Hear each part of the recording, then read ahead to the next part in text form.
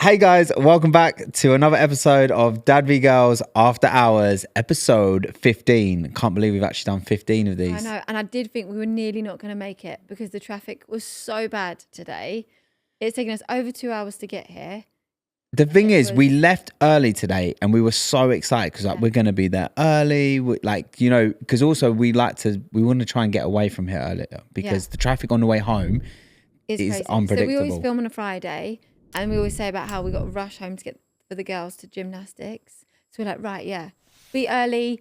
And it's ended up coming in the exact same time. The thing is, right, we could get the train here, but it's 3 trains and I hate Joel public feels it's too bougie for, it's not that. For trains now. She's talking I'm like, listen, crap. Next week we are getting a train. I don't know why, but in my recent later years of life, as I've got older, I cannot stand public transport. I would rather drive for 2 hours than get public transport and be there in an hour. I like the comfort of my own car. You'd rather drive, but you don't. You'd rather me drive than you drive. Let me clarify that. I like driving if I'm by myself. You literally have a hissy fit on the way home, like if you're driving and it's too much traffic. But do you know why that is? Because I like driving when I'm by myself. Did you know that? Yeah. You know, like whenever you listen to a podcast. I listen to a podcast, I'm entertained. You won't let me listen to a podcast. So I just have to listen to Jolene about 800 times by 3 different artists. And then it's twice by 2 different artists. Yeah, it's by Dolly Parton and then we get the Beyonce version. Yeah. And then we usually get back on the Beyonce version before we get back home again. But that, I can't stand it. If I'm sitting in traffic and I'm just listening to music, it's really boring. I did actually ask you the other day, I said, when I die, what would be my funeral song? I don't know why I think I'd go before you because you probably would go before me, but my funeral song, and you said Beyonce, Jolene. No, I didn't say that. Yeah, you did. No, I didn't say that. The other day, and I asked you. Did I say that? Yeah. Did I say that? You did. I was just trying to make it about me. Remember? Jolene. No, I honestly don't remember, but it is a weird question to ask, and I don't know. Oh, okay. How about celebrate good times? You literally just stole Casey's joke because she did. Did she do that? You think I remember that? Yes. I don't remember that. It's in your head. But anyway, I think we're going to start getting a train here against my wishes, but yeah. Yeah, we need to. At least it's guaranteed time to get here and back rather than the traffic. Because we're in 2 hours here, it's going to be like 2 hours. Oh, actually, brilliant, because I can take headphones. I can listen to our podcast. You could drive and I'll just get the train then. We could part ways. Yeah? All right, cool. I'll be here before you, just waiting for you to arrive. That's fine. I'll be happy. That's the main thing. Oh. Ouch. So anyway, talking about being happy, right? I've just read the craziest story, right? So there's this guy in America. He has an emotional support alligator, right? Well, he did. This is the story. Oh, did it die and now he's emotional? First of all, right, I've never, I have nothing against emotional support animals. I never really understood it. I never really thought much about it. Like, if you have one, that's cool, brilliant, good for you. But I just, it's never really registered. I'm just like, oh, whatever. But now I'm like, oh, an emotional support alligator. No, you feel like you need one. I do feel like I'd need one because he said that it relieved all of his depression. And I'm like, how could I ever be sad ever again if I had a pet alligator? Like, that is the most amazing thing I could ever think of. I mean, that is a goal of yours, but... I've always, since I was a kid, I wanted a pet alligator. I used to ask my mum, can we please get a pet alligator? So anyway, the sad story is, why am I laughing? It's like, it is sad, is that someone nicked it, right, as a prank, and then they dumped it outside someone else's house. But then what happened is the authorities come, and they just thought wild alligator, so they took it and they just released it back into a huge, swamp, 400. No, he can't find it. He doesn't know where it is. It's somewhere in that swamp. So it's not funny. It's his emotional support alligator. But who did the prank on him? Like a friend? No. What friend does that? Well, nicks your pet and just dumps it somewhere. That's not a friend. No, I think they have a big following on social media, so I think someone thought it'd be, yeah. So it's kind of deep, but it has got me thinking, it's a possibility. And then when it eats the children, it would relieve you of your depression and your wife and your kids. Yeah, all in one. You'd need a... No wonder he's happy.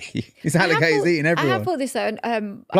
Plus probably some certain family and friends just stopped coming over his house because they're scared of alligators, so he didn't have to deal with them anymore. It's Probably I like, did actually think this about Sophie. I said this to you the other day that about she would want an emotional Sophie support getting alligator. like a rabbit or a guinea pig, because obviously we've said before about children with special needs, it being really good for them to have a pet. Obviously you're allergic, so Yeah. it Plus, my alligator might end up eating her I'm emotional not support animal. Yeah, I'm not good with guinea pig. I'm not good with animals. So if you can't do it because you're allergic, I can't, and we obviously can't leave it to Sophie. I can't get in and pet. I'd be so scared it's going to bite me. Like, Well, think how more scared you'd be of my emotional support alligator. I wouldn't go near yours. I'm saying for Sophie. Okay, yeah. I'm saying Yeah, for I do. Sophie. We're just not really pet people, though, are we? No, we're we not, don't but really I look think- after them I properly. do think it and would be good for. it would be brilliant for Sophie, Sophie, but but maybe I just don't when know she's how. a little bit older and she can maybe look after it herself. Yeah, and Grace used to be like desperate for rabbits, but then just as we actually said yes to her when we got the space in the garden, was She going to grew build out of her. it. She was like, "Oh no, I'm too." She's out socially, and she wouldn't think it was fair for the rabbits. Which Like, is good. if I get a rabbit, would you help Grace? Like, Because Grace has got a gecko.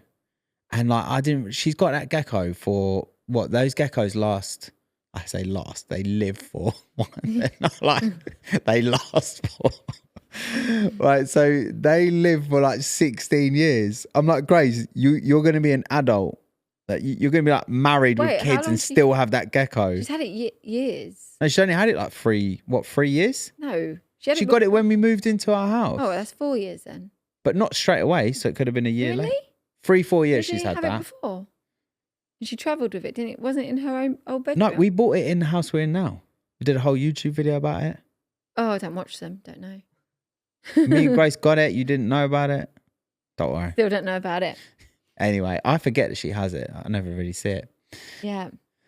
But there is a crazy story that I have, which I have never shared with anyone. Not on purpose, just like we've just never talked about it on social media, right? Yeah. And I thought about it the other day because when we did like a work strategy day, so all the team, and one of the icebreaker things was you got to do 2 truths. 2 truths, and a 1 lie.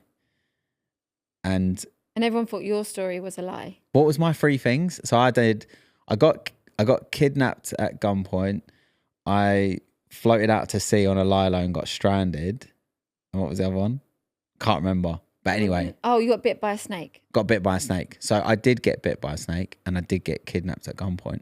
And everyone was like, what? And I was like, oh, I don't actually have time. They were like, what gun is it? And they were asking me these questions. Like, I was like, I don't really have time to get into it now. But then we thought this would be It a would be good good, topic to yeah. get into on the podcast. not every day someone gets kidnapped on your Yeah. driveway by gunpoint.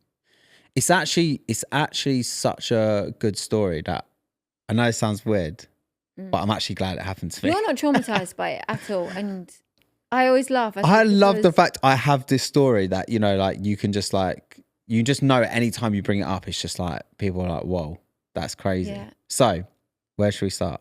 Well, I was just going to say after it, the only thing you was traumatized by was that the police took your new Versace jeans that you'd bought yourself as evidence and never gave it back. I mean, I was traumatized. Yeah, they about took the it whole for ordeal. forensics and I've never You gotten over the fact they took my brand new jeans and they never gave them back. They're Yeah. still in evidence somewhere. But anyway, okay. Some policemen's walking around with them. Okay, so Take where it to back. start? We'll Where take to it back. start? Like, we only had Casey. I was Okay. pregnant with Grace. So this is then 17 years ago. Yeah, 17 years ago. So me, you, Casey, all lived in a house. Yeah. You were pregnant with Grace. Casey was what? 1, 2? 2, 1. 1.5, 2, Yeah, yeah, right? yeah. So the first weird thing that happened, well, there was a few little weird things that had happened, right? Yeah. So there was one time I was out with my friends. I was at a club on the other side of London and you were messaging me and you were like, there's something really strange happening outside. There's like a group of boys. They've all got balaclavas on and they're just acting really shifty and they're standing outside the house. So I was kind of like, yeah, you know. thought you're just- lying to get me home. Yeah. If you want me home, just say you want me home. No, I was kind of like, you know, kids do hang around on the streets and In like, balaclavas, that's normal. No. it's more normal these days than it was back then.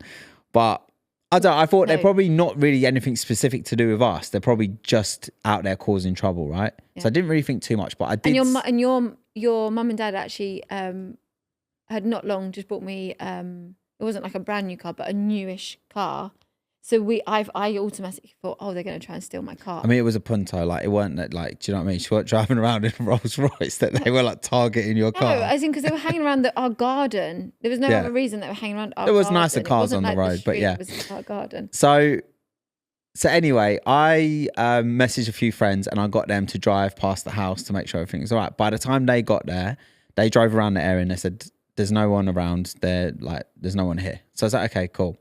So just thought completely random, nothing of it. And then there was this one other time so I was working from a house for a company, but it was it looked like a house, but inside it was only for work. Yeah, it was like offices and stuff. Yeah. But from the outside it looked like a house. So remember one time I drove away from there and this car was really suspicious, right? It was like at night, and as I came outside, it drove off with its lights off. So I quickly jumped in the car, followed it and took down the registration plate for some reason. Just thought it was really odd.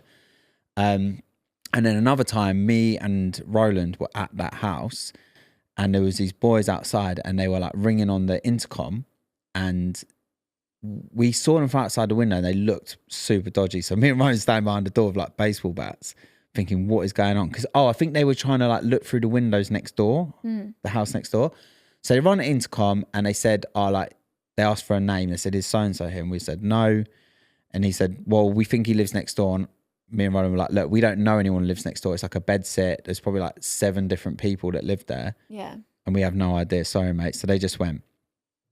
So that was like a few months before. And then there wasn't really anything else. So a few little weird things had happened. Yeah. But we didn't realize they were all connected.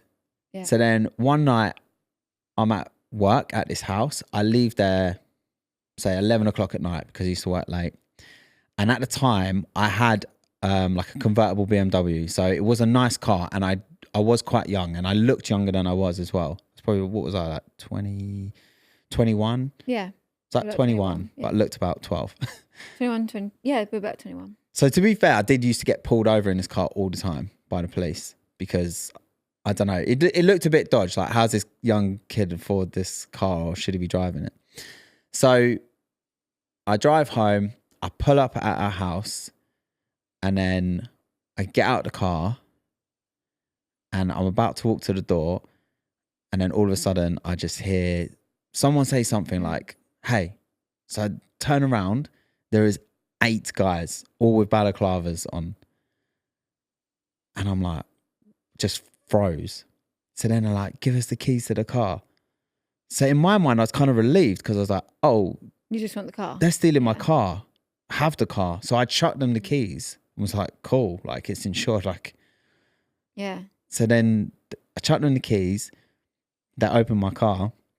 Then they grabbed me and they're like, get in the back of the car. And just at that moment, well, you then tell your bit. So then my side of it was that Casey was a baby. Well, she was 1.5, and she'd actually woken up around the 11 o'clock mark because you only worked about 15-20 minutes away from the house.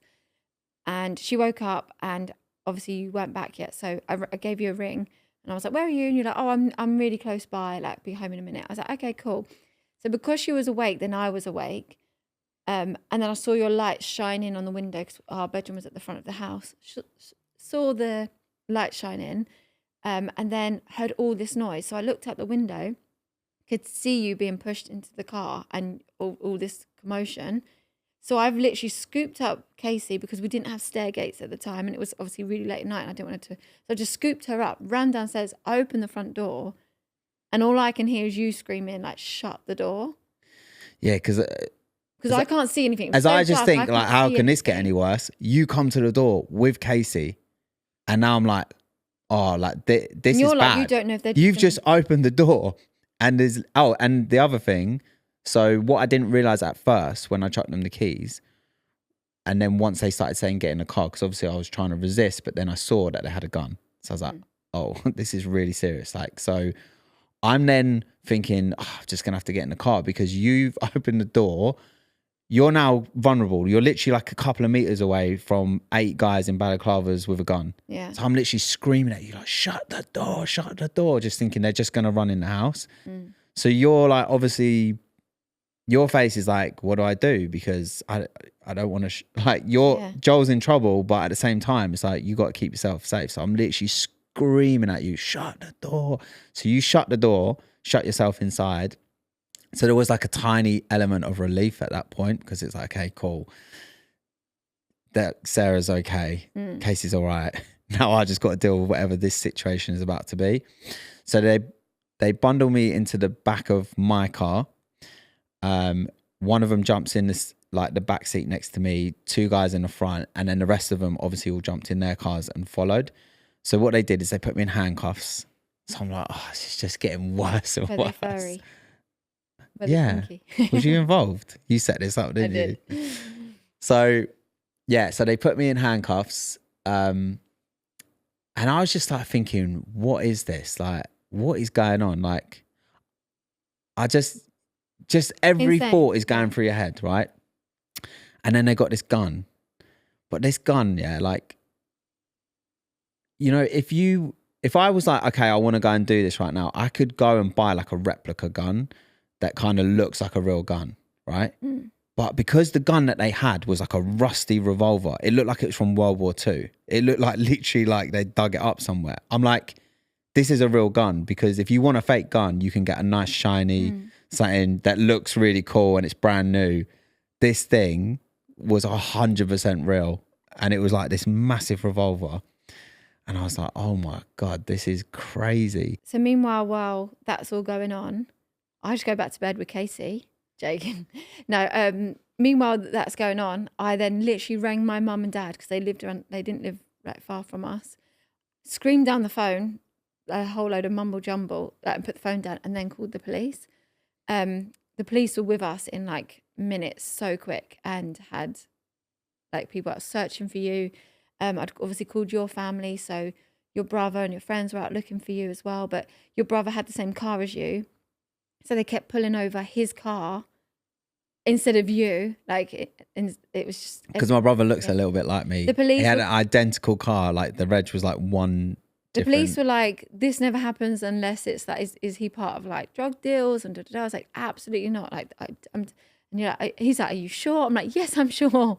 Like, no. Is he like some drug baron that we don't know about? Yeah. It's like, no, like it's obviously not. So we had at this point, like, I have no idea why and what they want from you. So what did you say to your mum and dad? Like, because obviously this happens such a long time ago. I'm like trying to remember some of it as well. So I literally shouted down the phone, Joel's been kidnapped in his car. But I said it so fast, they thought I'd said that your car's been stolen, like taken. So when they got there and they've seen me like obviously hysterical, and I've already called the police by So now. at that point they're thinking, why are you so hysterical? Like, it's just a car. They came in seconds, they're good. They Oh, of course, your mum and dad will be there. But they came and I was like, then I said that you've come. But my mum got the phone and she called you. Do you remember? Yeah. My mum called you. So, all right. So then back to my situation in the car, right? So basically the 2 guys in the front just start grilling me, right? And they start calling me Graham. They're like, Graham, we know about the grow house that you've got in like Nottingham. We know about the grow house you've got here. Where's the money? Where's the stash? And I was like, oh, they think I'm someone else. They think I'm some geezer called Graham who's like growing marijuana, and they're trying to rob him. So in my mind, I was actually so relieved, because I was like, this is a very logical problem that we can easily fix. Yeah. In my mind, I was like, just logic. So I'm like, all right, guys, okay, let's all calm down. You've got the wrong guy. Thinking they're just going to be like, oh, I'm really sorry, mate. Drop me back at home. You know, shake hands. Yeah. And I'll say, good luck with finding Graham. That is honestly in my mind what I thought would happen. They're like, no. We know you're Graham. We know you're Graham. Like, we know about the stash. We know about this. We know about that. And they're reeling off all this stuff that they were like thinking that I would be like, oh no, they know it all. And I'm like, no, genuinely, like, I'm not Graham. Like, I'm Joel. They're like, stop lying to us. And they got getting really aggressive. And I'm like, I've got ID in my pocket. I've literally got my driver's license. I've got bank cards. Thinking, this is going to clear this situation up real quick. They're like, no, we know you. Obviously, you've got fake IDs. You've got fake bank cards. We don't even want to see them. I'm like, you don't even want to see it. I'm like, now I'm in a situation. Because how am I supposed to explain that I'm not Graham? I'm thinking, how have you even got me mixed up with some dude called Graham? No, then the funniest thing is when my mum then calls. Yeah, I'm getting to that bit. You're jumping ahead. Oh, okay. Sorry. I'm just finding out right now why they've taken me, right? So I am thinking like genuinely like I'll be able to explain this, but they're just not. So they think they've basically somehow got me mixed up with someone, and they're like, young guy, flash car, drug dealer, right? And then there's lots of things that start like not really going my way. But yeah, all of a sudden my phone rings. It's your mum. And I'm like, they're like, answer your phone. Tell her you're okay, right? Because obviously they know that it's, because, oh, that's the other thing they said as soon as we left the house. They're like, is she going to call the police? Like, talking about you, like, is she going to call the police? She better not call the police. But they thought, well, if I'm a drug dealer, they're not gonna, no one's like, you wouldn't call the police because, you know, you just not what you do if you're a drug dealer. I'm looking at them like, they're like, is she going to call the police? And I'm like, yeah, probably. Like, you would think so, right? I'm thinking, I hope so. What scenario is someone's girlfriend not calling the police? But I'm just like, I don't know. Like, so then your mum starts ringing. I said, I answer it and tell her you're okay. Keeping in mind, right? You're not okay. You just watched me at gunpoint being bundled into the back of the car. So they give me the phone and it's your mum. And she's like, Joel. And I'm like, yeah. And she's like, where are you? I'm like, I don't know. And then she's like, are you okay? And I'm like, yeah, I'm okay. Yeah, I'm having the time of my life. No, they're actually well all right, these kids. Like, we're just going down the pub. No, I'm like, yeah, I'm okay. She's like Grand Theft Auto. And they're like, yeah, like, tell her you're okay. And I'm like, yeah, I'm okay. I'm okay. She's like, okay, but where are you? I'm like, I have no idea. Yeah. Because the other thing they did is they put something over my head so I couldn't actually see. That's pretty scary as well. And then what happened was it started to escalate because they thought, they're getting frustrated. They're like, just tell us where the stuff is. We're going to go and get it and then you're going to get let go. But I'm like, I can't tell you where it is because I don't have it because it doesn't exist because I'm not that person. So they're getting more and more frustrated and then it's escalating. They're like shouting, swearing. Then the guy who sat in the back next to me, who has the revolver, he gets it and he literally puts it in my mouth. And I'm like, oh my Lord, I'm about to get my head blown off. Like, this is crazy.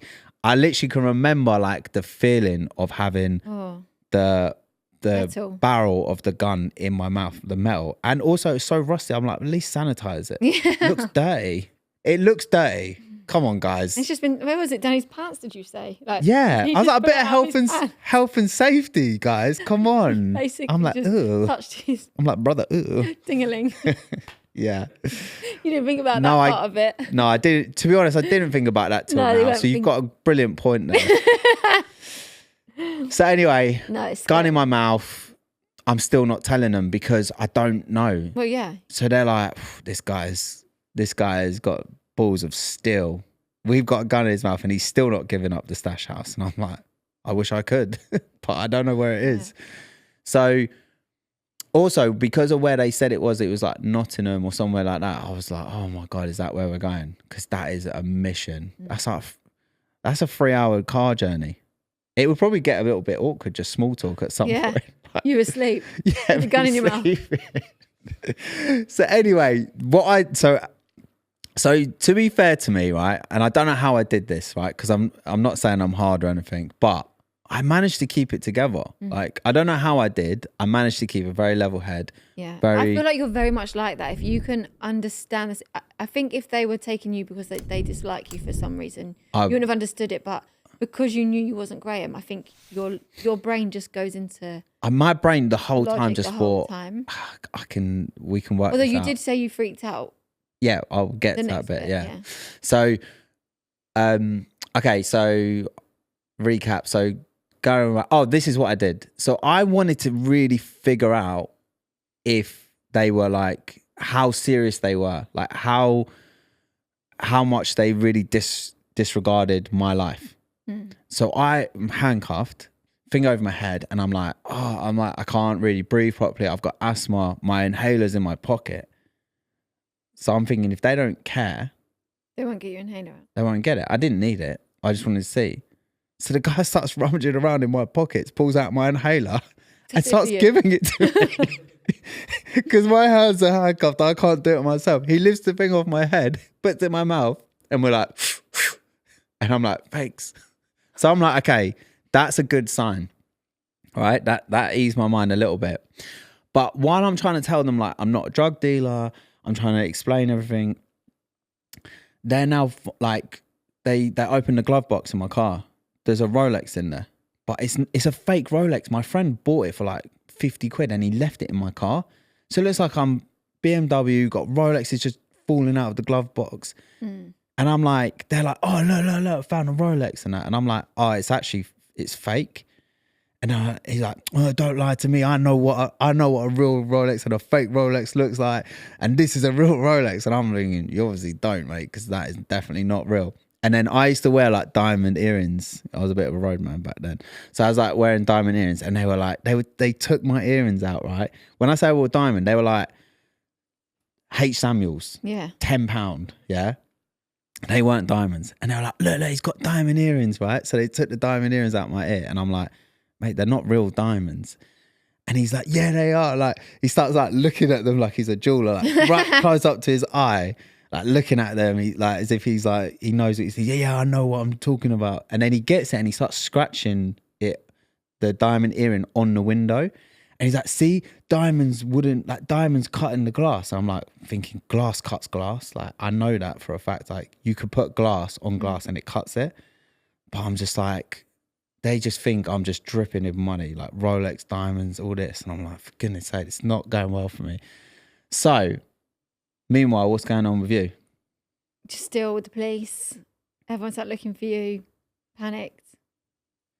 Well, that's it. Yeah, You didn't even well, did you even go out looking for me? No, I had a baby and I was pregnant. I stayed at home. I come back, the locks have changed. Yeah. So anyway, okay. Right, so basically what I've managed to start piecing together is the house that I worked at that looked like a house, but it was work, that I would leave every day and then come home. The house next door to that is a bedsit, and there was a guy who was living there called Graham. Okay. So they had gone there to find Graham and seen me next door and seen me with the BMW, young guy. Diamond earrings. And they started to do is they started to follow me for months. So they were thinking, he goes to this house, but he doesn't live there. They'd actually taken post from both houses, from the work and... Because they started to unravel like all the information that they had about me. Yeah. So they were saying like, who's this guy? Who's that guy? And I'm like, these are people I work with at that house. Yeah. And then I was like saying like, yeah. Like, I was like, that's the company I work for. I'm telling you that house that I'm in every day. It's a work. Yeah. And they're like, and they'd been through the post because they knew everyone that works there. And they were thinking these are all like my little... Minions? Yeah. What they call, I don't know what they'd actually be called, but yeah. My colleagues in the drug industry. So anyway, I basically started to realize like how much information, but how much misinformation.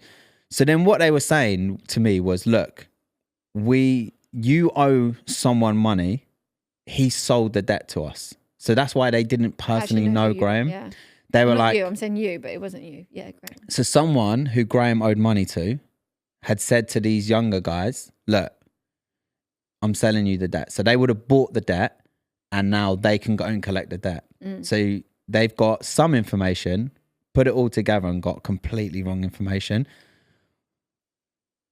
But now it is really starting to escalate because basically we pull up and it's kind of like there's just woods everywhere and it's just like a very like quiet road. There's woods either side. And then the guy in the front who's just getting more and more frustrated, like he gets out, someone else gets in who'd been following in one of the other cars. He gets in and like he's now escalating it. He's like just furious, like just, I mean, I won't repeat what he's saying, but just talking like crazy stuff, just like, we know it's you. We like, you know, you're not getting out of this. And then basically up until this point, I've been super calm, like just thinking, I stay calm, keep logical, we're going to get out of this. They take me out in the car Now, the car that I had was a convertible BMW. So if you imagine the boot of the car is completely separate to the rest of the car. It's not like a hatchback. If you're in that boot, you ain't getting out. So they basically said, right, we're going to put you in the boot of the car. That's when I started freaking out. That's when I actually started pushing them You got back. something over your head and you got handcuffs on. So you literally only had your feet to fight with. And there's 8 guys around me. So I'm literally like, now I'm shouting. I'm not getting in the boot. I'm pushing them back. I'm thinking I'm just about to get my head kicked in. And Shot. yeah, or shot. Or like bundled into the boot. And I'm literally like thinking, there's just like, if I go in the boot, I may never come out. If they leave we're in the middle of nowhere. So I do start freaking out, start fighting back as best as I could. And then they decide, for some reason, they just changed their mind. I don't know what's going on. They just went, right, let's take him in the woods, right? So I'm like, I can deal with the woods. The woods is better than the boot. So we go into the woods. And, the other thing as well is that they then said, why is your brother driving around? Why is he driving off crazy? Look, so they basically had people watching different places. They had people watching my brother to see what he was going to do. So they like, there was more people than what was there involved in this whole thing. And obviously in my mind, I'm starting to piece together all of the little random things that had happened. Like, I was like, oh yeah, the guys that were outside the house that day, that was them. They've been trying to get me for months because the guys that drove off with their lights off that time were part of this because that's when they were following me. The guys that came to the house when me and Roland were there, it's all knocking on the door next door, and they were looking through the window. Like, I'm like, that was 6 months ago. And had they taken you when me and Casey were asleep, never would have seen you. Never, there would be no police looking for you. No. No one would have known. The fact that we always say, because she always likes to say that, because I woke up, I saved you. But yeah, all right, mate. If you want to take that, yeah, sure. But I mean, it could have been. Don't worry about what I enjoyed. Had they taken like somewhere when someone else wasn't around, or like. Yeah, imagine like you just woke up the next morning and you're like, where is he? I was like in Nottingham, trying to take him to a stash house that I didn't even know about. So anyway, yeah, so you're in the woods. So now. I'm piecing together. I'm like, wow, I'm starting to realize like how much time and effort they've put into this, which then makes me more worried because I'm like, they've bought the debt of someone else. They've been following you. They've been following me for 6 months. This whole thing that's happening now for them is a real thought out plan. But that also makes you wonder how stupid you can be that you spent 6 months following the wrong collecting information. And you didn't want anyone in this big group. There must have been, so if there was 8 guys there, maybe another few guys watching. Might have been, what? 12 people. Yeah. 12 disciples, right? Not one of them ever stopped to say, do you think maybe he's not him? Maybe the one that gave you the inhaler did. Yeah. Maybe like he was the soft one of the group. He was the soft one. So anyway, the crazy thing is, right, I'm just thinking now, is like they could be watching this. Like someone could be super fans. But I always thought this, because I actually wanted to make like a little bit of a mini documentary thing about it. Like not a serious one, but almost like the way we're telling it now, where it's like it's serious but it's funny. And I thought what would be hilarious is if we actually got them involved and they actually no, because I'm not. You can tell I'm not really. I don't hold a grudge. Why do you want to get them involved? Like, anyway, can you continue? We can talk about this later. Yeah. I've got this whole idea. Just in case anyone is like watching that knows them and sends it to them, like it's all good. Call me. Well, maybe from you, but so anyway, from everyone else. Listen, where are we up to in the story? Like you're in the woods now. I'm in the woods. You've just fought them back of not getting in their boots. They then take you in the woods, which I think is just as scary because. So what I end up doing is I managed to grab each one individually, headbutt them, knock them. No, I'm joking. I didn't. That would have been a much better story. So anyway, we're in the woods. They surround me. I'm in it's like a circle. I'm now picturing you somersaulting with handcuffs. I'm like, yeah, like kicking. Imagine. Should I just say that? No one will know. No one's gonna know. Should we just edit this bit out and just say, I just kicked the crap out of them? No one will believe it. No one's gonna believe that. So anyway, they form a big circle around me, and I'm like, either I'm getting my head kicked in, or it's like a dance off. So I'm like, either way, you are. No. Either way, you are. You can't If it's a win me. dance off, I'm going to be in worse shape Yeah. because I really can't dance. I can fight better than I can dance. So anyway, they're just now throwing crazy, like just bombarding me with like questions and like demanding answers and everything. And I'm just sticking to my story, like, guys, you've got the wrong person or whatever. And it's like pitch black, it's woods, like no cars. I didn't even know there was any roads nearby. So then all of a sudden they're like, they just go, police, police, police, right? They're like shouting police to each other. Like they've just seen or heard sirens. I didn't hear a thing, right? And this is the freaky bit because I do feel like this was a miracle because I did not hear or see anything. I did have the thing off my head at this point. They're like, police, police. Like all of them, not just one of them. And I'm like, there's no police. I wish there was.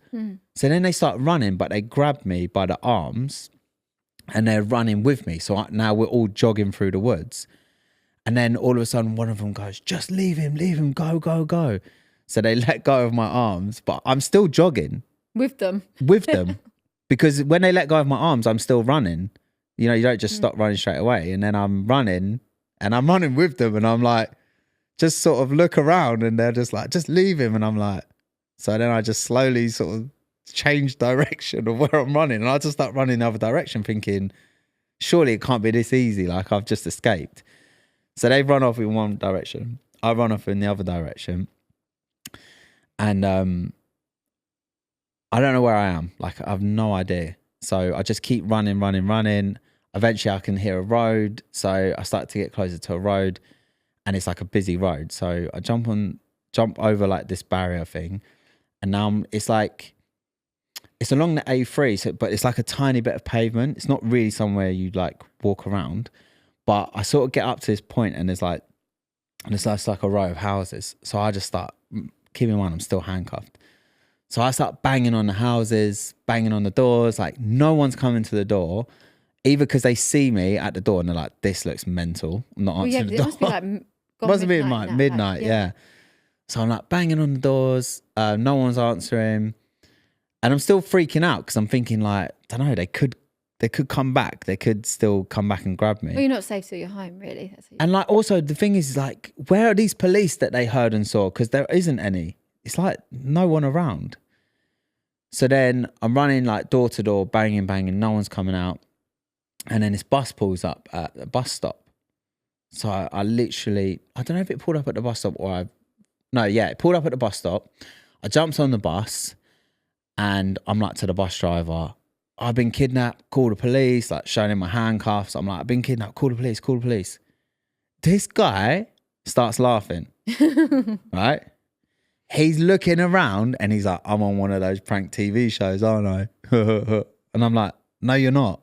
This is genuine. Like, I've been kidnapped. Can you call the police? He's like, good one. I'm like, you're kidding me. I'm like, call the police. Mm-hmm. He's laughing. He's looking around for cameras. He thinks he's being filmed.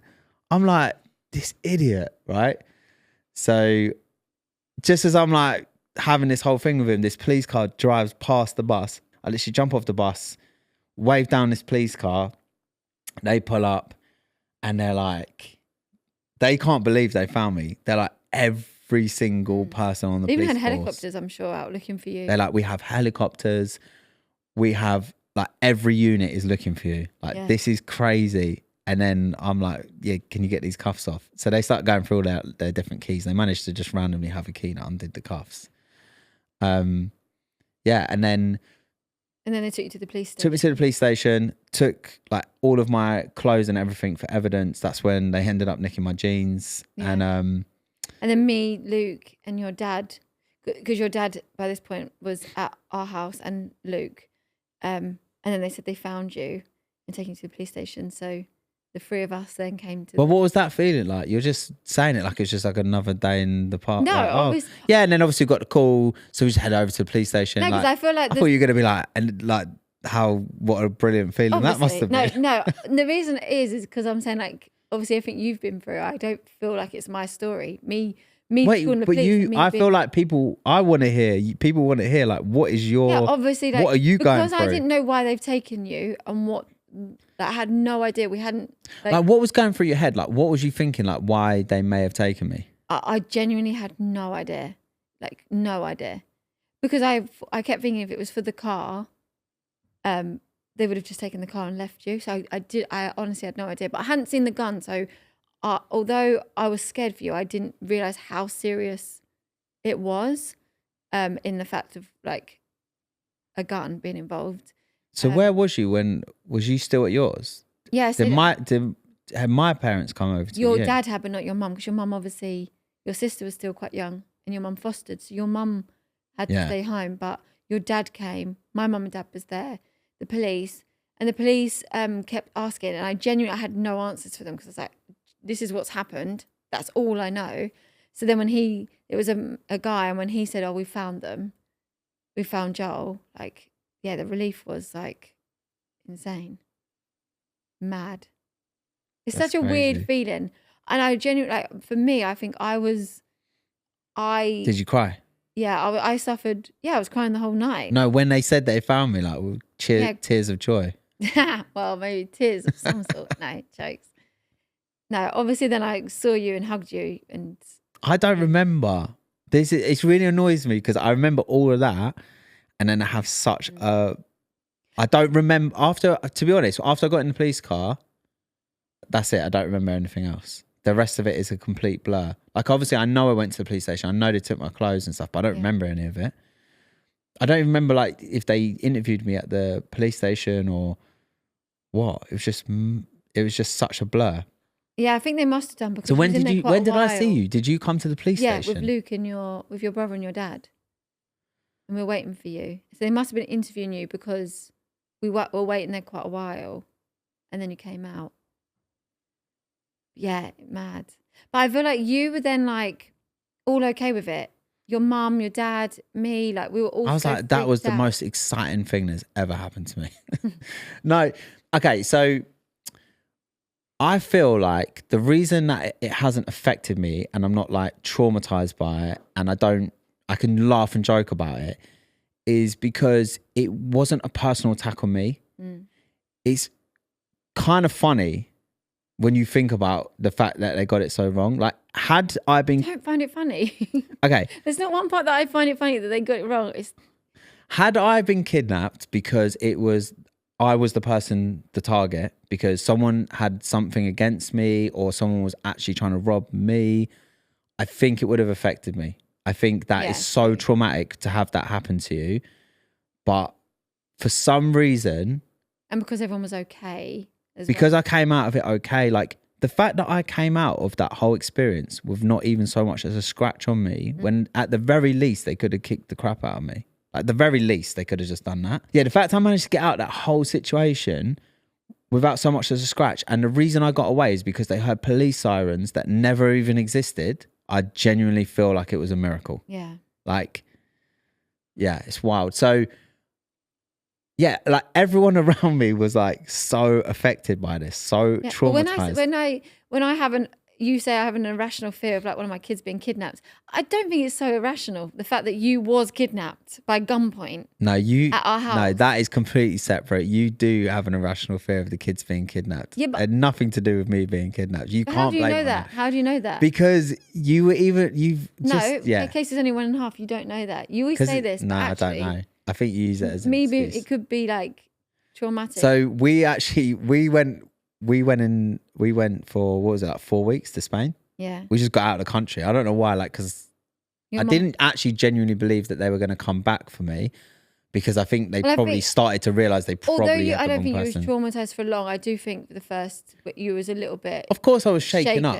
So I was that's shaken why up. we went. Yeah, that's why we I was shaken up, but I think as well, like, I think all of your mum and dad, my mum and dad, everyone just wanted us safe. So they just thought, yeah, just go 4 weeks, go to Spain. The funniest thing is we went to Spain, and then your mum had a friend that lived out there.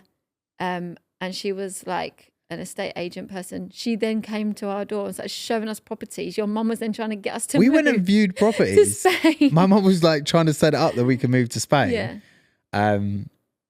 So yeah, but we were like, No. So we did 4 weeks there, came back. The police obviously did as much as they could, We then moved house investigations. as well. So we Police never found them. Like No. that is actually as well quite crazy. The fact, because I say like they're not clever because they got it all wrong, but the fact that they got away with that, like, is just mad because I don't know how they got away with that. So anyway, we never found out who it was. We never know. But like I said, if anyone's watching, I don't have a grudge. If you want it, like, I genuinely thought about this, right? I have a grudge. No, because I thought, right, wouldn't it be so funny if we made a documentary and it's like everyone's telling a story from their points of view, but then they come into it. Obviously, they'd be like faces, like they'd be like silhouettes or whatever. And then it'd be like they're telling their side of like how they've completely messed up this whole situation. And when they started to realize that maybe they'd messed it up, I just thought it'd be funny. Like I would do that. Okay. And then I come in. Okay. Like a ninja and put them in the boot. No, you can't rewrite the story. No, at the end. Oh. To them. Yeah. No. I'm like, I hold a grudge and then like, yeah, get in the boot. No, even like my sister, I remember my sister told me within the last couple of years or a few years, she was like saying that ever since it happened to me, she's like, she still worries like when she walks from her car to her front door or something like that. And I'm like, but you weren't even there. But I was like, I was there, it happened to me. I'm not traumatized. Like, why does it ever, but why it are is other true. people Like affected? even me, like I went out with friends last night and getting out the car and coming in, like there is a feeling there of like just feeling a little bit. I'm just so oblivious. And so this is the thing, right? And obviously like it's sometimes it's a good thing, sometimes it's a bad thing. I'm so easygoing. I'm so laid back. I'm so oblivious. Like it doesn't even occur to me. I don't think it's such a great thing all the time. No, but it is in a way, because otherwise I'd be like going through like therapy and like scared to leave the house. And if I ever saw a gun, I'd just be like, oh, but PTSD. this is why I'm like, you know, when I get worried about things and it's like, oh, it's probably never going to happen. Well, the weirdest thing has happened. You was kidnapped from the house. So like what are the chances of it happening again? That's the thing. It's almost like if you get struck by lightning, you're good. Just thought you're never going to happen to you again. They really did think your name was Graham. Grace was then born, and as a joke, you used to call her Graham. No, I know, and it's unrelated, but I did, because she did look like a little boy when she was a baby sometimes. So I was like, oh, Graham. Yeah, no, it's the same name. Yeah. Oh, another thing that happened. So when I was outside that house that was next door to where Graham had lived, because obviously the police looked into who Graham was. They found out who he was. They realised, like he is into, he does sell drugs. He's into drugs. They found him. They didn't find the guys, but. When I tell you Graham could not have looked any different to me, right? They showed me a picture. He was hot. He was not. I was 21 at the time, looked 12. I always looked so young. Graham was like 35 with a beard, bald head, ginger beard. All right, don't say it. I know on this program I sometimes look ginger, but I'm not. Like, I was like, no, I was laughing my head off because I was like, how did they get this so wrong? Graham couldn't look any more different to me. So one day I'm outside that house that I used to work at. I'm in the car and this lady comes over to the door and she's like, oh, Joel. And I'm like, yeah. And she's like, oh, I really just wanted to come and apologize. And I'm like, for what? And she's like, well, my son Graham, I heard he got you into a bit of a situation. Yeah. And I'm like, no way, you're Graham's mum. She was like, yeah. She's like, obviously the police came and interviewed and we heard about what happened to you and like, I'm really sorry. Basically, she was saying like her son is a bit of a tearaway.